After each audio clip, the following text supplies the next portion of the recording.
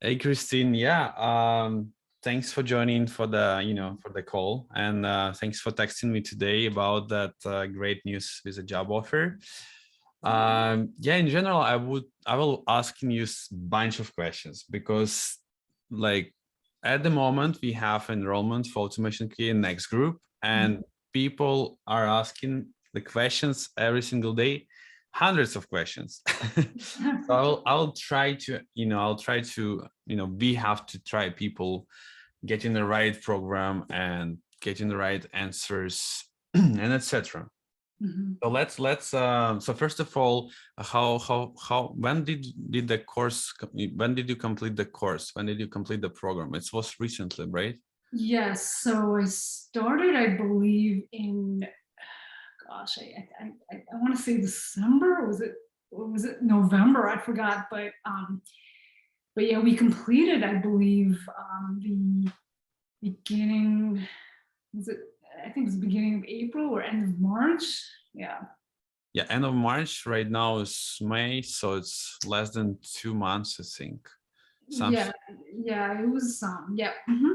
Yeah, and I think we had additional call with the for the mock interview, and after Yeah. that it was like maybe even a month after that. Yeah, I would say about a month. I did go on an overseas trip, so that cut in on it. So it would have been, yeah, I would say it would have been like about a month. Yeah. So you basically applied just for a few job offers during that time.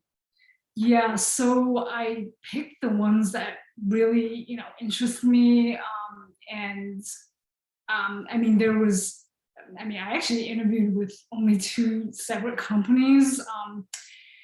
One of them actually turned out, I mean, after the first round, I think both she and I realized that it was not something that, I mean, at least I wasn't interested in really, because I think it focused more on writing test plans. It was more like, like writing and management type, it was Mhm. less like automation. So so afterwards, I wasn't feeling it afterwards, but I'm guessing she was feeling the same too. I So see. I see. yes, Okay. that didn't work out. But yeah, but there was one that kept, it was like amazing. It was like they knew off the bat, and they, had, selected me, and then it was, they kept going with it. So, and I kept thinking like, oh wow, I wonder, how far this is gonna go. Um, but yeah, surprisingly, like even after my trip, I mean, actually, even before the trip, they actually gave me the exercise. So the exercise consists of three parts. One was like a manual QA where they ask you a question about, how would you write test cases for a new elevator.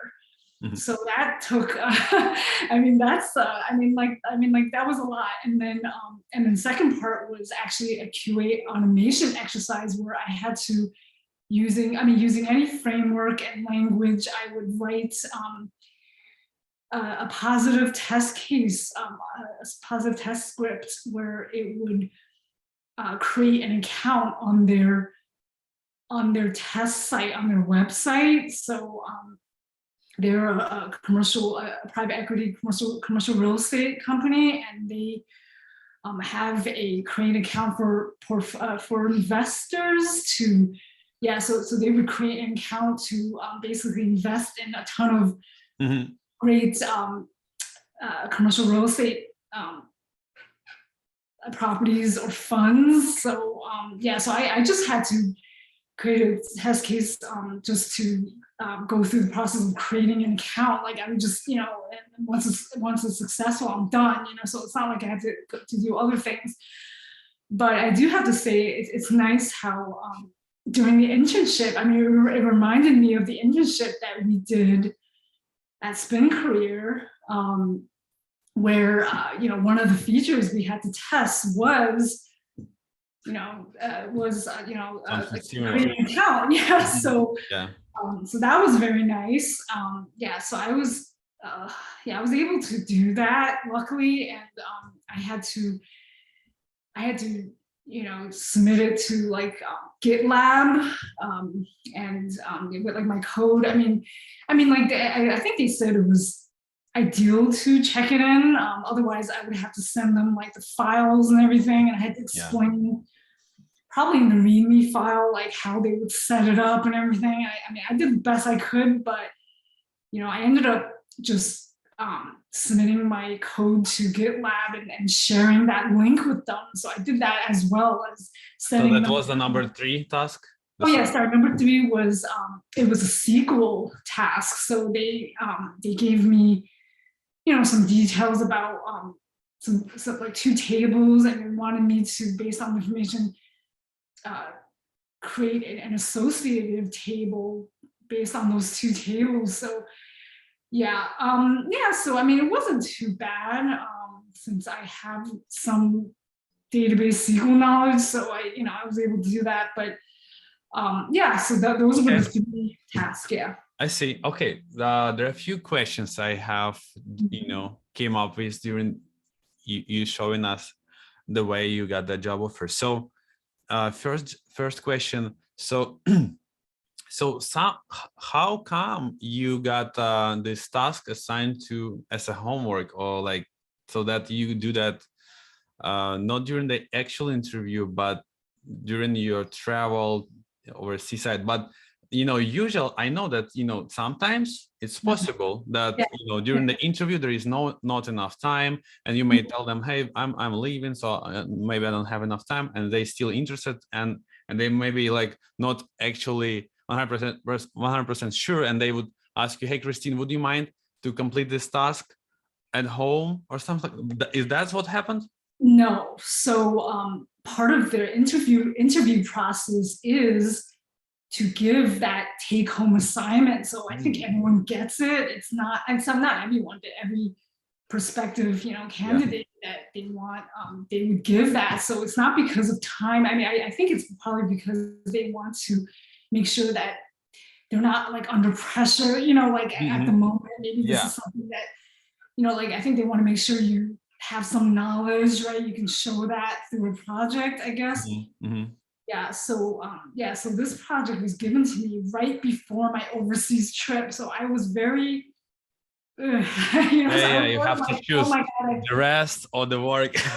Yeah, exactly. So I actually quickly got it done, because I knew that I knew that I wouldn't be able to get to it until at least a week later. So I said, oh my God, that's not good. So I quickly did as much as I could, the best I could, and then I submitted it. Basically they gave me a link to submit, to basically attach any documents or anything. And so I gave the link to my document that has the test cases I wrote for the the QA, the manual QA part, and I gave the link to the GitLab, GitHub, excuse me, GitHub, with my work, my code, and the SQL tables. Okay. So Okay, and how about during an interview? Did they ask you the questions related to coding, to Java, or like did they give you a task, any technical task, any coding task during the actual like live one-to-one, or? Great question. They did not really. There was a technical part after I submitted the so after I submitted the project and I went on my trip, I came back, they followed up. I had an interview with the the director of QA, and he was very nice. He, just asked me some questions about, my experience, and so it wasn't technical, obviously, but then after that round, I had 2 more rounds after that where I actually had to meet with the principal QA engineer and the senior QA engineers. Actually 2 sets of them. So so in the 3rd round, I had 1 principal and 1 senior. In the 4th round, I had another principal and 1 senior. So they both those rounds, yes, they did ask. They did go over my exercise, I think, and that's where they kind of may have asked me a little bit of technical things, but the reason why, okay, so the reason why they did not ask me about Java was because get this position is actually not going to be using Java and Selenium, believe it Mhm. or not, but it's actually going to be using Cypress and JavaScript. Mhm. So, and JavaScript I've learned in the past, so that's something I could probably pick up quickly because I did a boot camp on that. But Cypress is something I am excited to learn and expand my automation framework knowledge. So yeah, so this position, as you can tell, is something that's going to be very like pretty new to me, which is why when I Absolutely. first when I first heard about it, I said, oh, but actually this position, they were actually looking for people with either Cypress or Selenium Mhm. background, so that was the criteria. So Okay. so So yeah.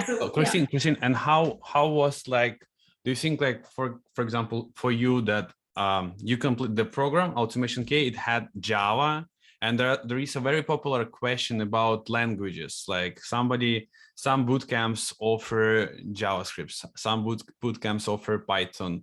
Mhm. We as a comprehensive program, it includes Java from Mhm. scratch. Mhm. Like I know from experience of the instructors, the answer to this question, but I want you to maybe share more information. How did you feel like, was it Yep. critical that you didn't do that JavaScript and instead of had Java here? Yes. So, well, I personally liked that this course was in Java and Selenium because that is a popular um, QA stack, right? I mean, that's used in many companies. So, I think it is a very important, QA stack to learn, that technology stack to learn, um, because, well, first of all, Java is very, I think that's a very highly sought after language. Mhm. So I think it's very good that the course had it. I'm glad I, you know, learned this technology stack of using Java and Selenium because my understanding of that will probably help me with future, with future QA stacks because I'm sure for example, I think Cypress might be like slightly more like less complicated. I don't know, but I just mean that I think if you know Slam Java, it's probably easier to go to other technology stacks, is what I'm saying. Whereas if you probably know Cypress or some other technology stack, and then you go from there to Slam Okay. Java, it's probably a little bit more difficult, is my opinion. Yeah. Yeah. So yeah, what we are seeing at the moment with the different technologies coming up every day with the different languages, it's that when I went like once you manage at least one popular language, Mhm. you're good there. Because for example, with you Christine, the team who was doing the interview, they didn't care about what kind of language did you do before, Java or Python, even though they were offering the job doing that JavaScript. That's fine for them, it wasn't critical, but it's good. So tell me, Christine, I think the people who gonna watch the video, this testimonial, they, oh my god, how much does she got the offer, how much did they did they propose her the money, can you share that information, like if Yeah, you don't mind? sure. I mean, I could give just like a ballpark, for sure. Yeah. So this position is for a QA automation engineer position with a pretty like with a growing company. Actually, they're doing really well.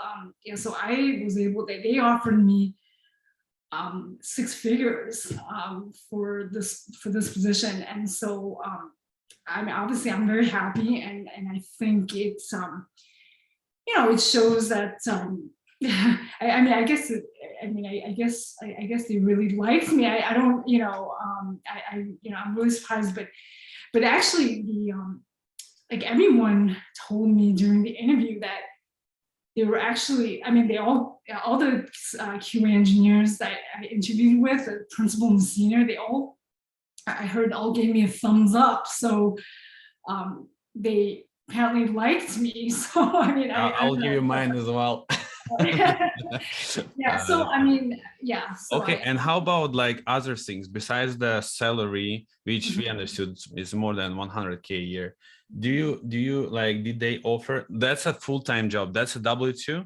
yeah. And, Sorry, I and, forgot to and mention. how about like the annual bonuses or the retirement plan, all that, you know, stocks option? I don't know, maybe there is sometimes they even give the stocks as well, and besides that, some benefits. So if you don't mind sharing that would be great as well. Yes, so yes, they did offer an annual bonus of about like 5%, and yes, and also um, some stock that I can purchase for the company, as well as all the other benefits like medical, dental, vision, 401k, you know, and I mean also like life and disability insurance. Yeah.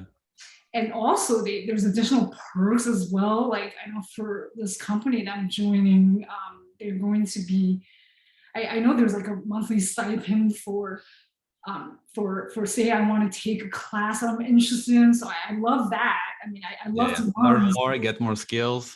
Exactly. So I really like that because you know, that would help me learn more and build more of my skills as an automation engineer. And I think there's a stipend also on like a, oh yeah, I mean, since this job is a remote, like it's actually 100% remote, full-time, permanent position. That's So one of the top questions from all the people who are looking right now for IT career, for tech yeah, companies. Is it remote? Can I work from home? Can I work from? yeah, It's like, yeah. This one happens to be, so it's good. And so one of the perks is they give you some stipends for like home office if you wanted to, you know, get set up. extra laptop or extra monitor. I mean, monitor or Yeah, something like. or yeah, you know, I guess something of that nature. So yeah, so Makes sense. it's a very good offer. Yeah.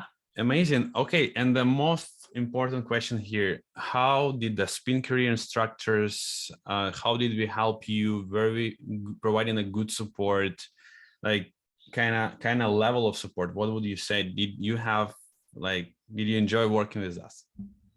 Yeah, so yeah, I'm very glad I took this the spin career QA automation course because it basically started. I mean, it basically had me started. It got me started on my, you know, my career change because you know I used to do development, so you know this is different slightly, and yeah, I actually like the fact that the class sizes were small because I felt like I got to know, you know, some of the students and also the teacher, the instructor, which was very, you know, he was very clear in explaining the concepts, and you know, and we had exercises to do after every class, so to enforce the concept learned. And so I would say that I would definitely highly recommend that everyone does all the exercises because otherwise,